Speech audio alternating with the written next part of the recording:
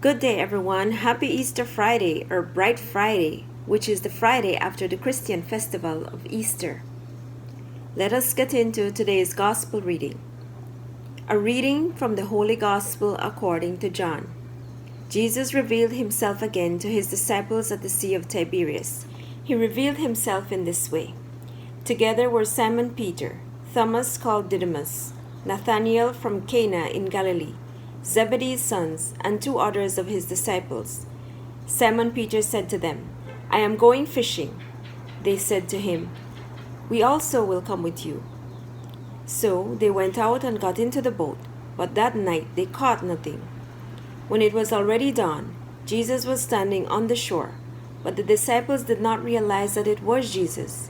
Jesus said to them, "Children, have you caught anything to eat?" They answered him, "No." So he said to them, "Cast the net over the right side of the boat, and you will find something." So they cast it, and were not able to pull it in because of the number of fish. So the disciple whom Jesus loved said to Peter, "It is the Lord." When Simon Peter heard that it was the Lord, he tucked in his garment, for he was lightly clad, and jumped into the sea. The other disciples came in the boat, for they were not far from shore, only about 100 yards, dragging the net with the fish. When they climbed out on shore, they saw a charcoal fire with fish on it and bread. Jesus said to them, "Bring some of the fish you just caught." So Simon Peter went over and dragged the net ashore, full of 153 large fish. Even though there were so many, the net was not torn. Jesus said to them, "Come, have breakfast." And none of the disciples dared to ask him, "Who are you?" because they realized it was the Lord.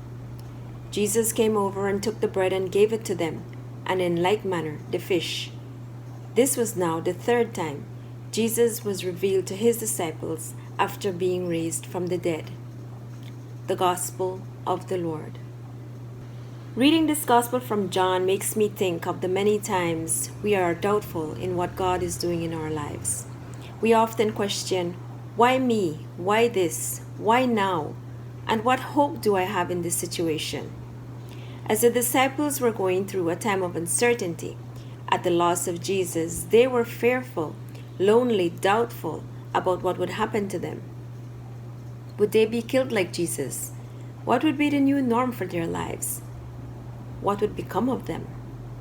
In many ways, we are just like the disciples. We sometimes do not recognize Jesus present in our lives. We miss him completely until we are nudged by something terrible or unexplained that happens to us, such as illness, loss of a job, loss of a loved one, or spiritual attacks, among many other things.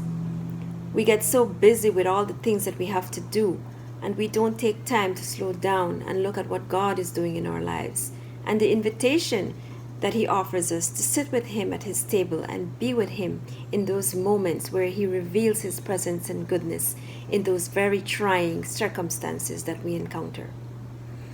I know it is very challenging to put our trust in something that is not tangible. We don't see it, and so we don't believe it, right?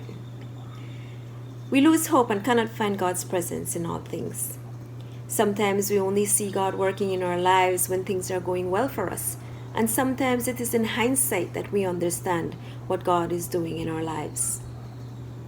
Today's Gospel is a reminder of God's presence in those difficult moments when we are doubtful, fearful, and feeling all alone.